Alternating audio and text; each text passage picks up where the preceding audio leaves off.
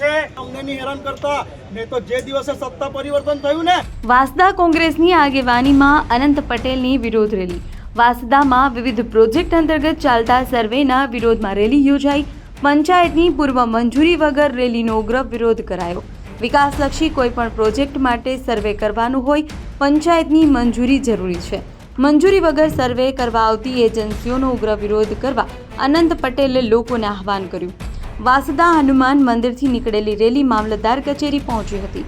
રાજ્યપાલને સંબોધીને વાંસદા મામલતદારને આવેદનપત્ર આપી વિરોધ નોંધાવ્યો હતો. એક પણ ઇંચ જમીન ન આપવાની અનંત પટેલે ચીમકી આપી. ચેતવવા માટે આવ્યા છે કે હવે પછી અમારા વિસ્તારમાં ગ્રામ સભાની પૂર્વ મંજૂરી વગર કોઈને ઘૂસવા દેવાના નથી. એ જ કહેવા માટે આવ્યા છો ને?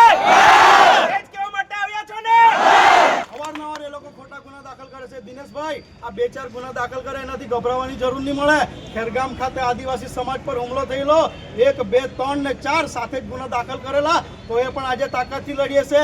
આ અધિકારીઓને કેમ શું સત્તામાં બેઠેલ અધિકારીઓ કે રાજકારણી ઇશારે અમને નહીં હેરાન કરતા ને તો જે દિવસે સત્તા પરિવર્તન થયું ને તે દિવસે કલ્પેશ પટેલ સહેવાગ જેવું જ રમશે. કહેવા આવ્યો છું અહીંયા તમને.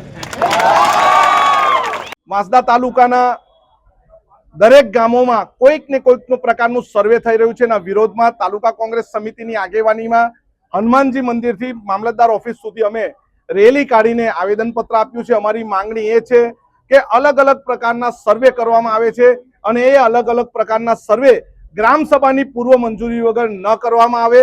જો ગ્રામ સભાની પૂર્વ મંજૂરી ન લેવામાં આવે તો અમે ગામમાં કોઈ પણ સર્વે એજન્સીને ઘૂસવા દેવાના નથી.